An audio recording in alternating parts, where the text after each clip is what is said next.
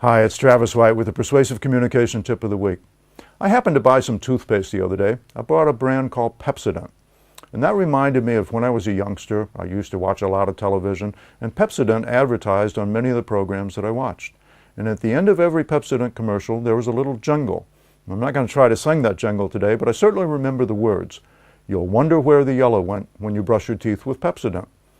And that made me wonder, why is it that I can remember something that I heard maybe 30 or 40 years ago, when sometimes I can't remember what I talked about yesterday? And I think there's two parts to it. One is the phrasing, and two is repetition. So phrasing, if you can phrase something in a clever way, good rhythm, and with a rhyme in it, you can make your message more memorable. And that's certainly true of you'll wonder where the yellow went when you brush your teeth with Pepsodent. Good rhythm, good rhyme.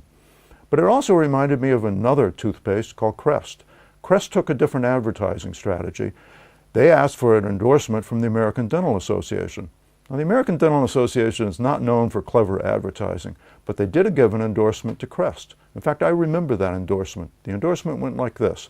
Crest has been shown to be an effective decay-prevented dentifrice when used in a conscientiously applied program of oral hygiene and regular professional care.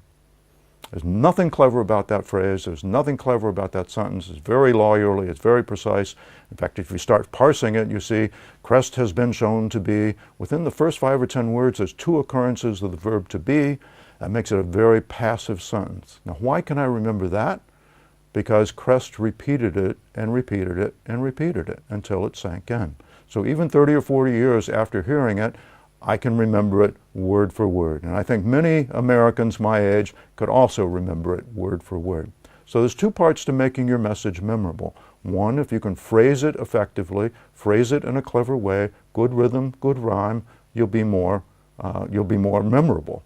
The second is to repeat it. And that's a concern of mine at Lawson. Our brand is simpler is better. And I talk to some of our employees and they say, well, our customers already understand that. We don't need to repeat it. And I guess I disagree with that. I think we do need to repeat it. We need to repeat it until it sinks in, until we're clearly associated with the position that simpler is better. And I think that's a process of repetition, and it's a process of telling the story, the same story, in many different ways, showing how our software is simpler, our programs and our services are simpler as well. So remember, good phrasing, repetition will make your message more memorable. And that's the Persuasive Communication Tip of the Week. See you again next week.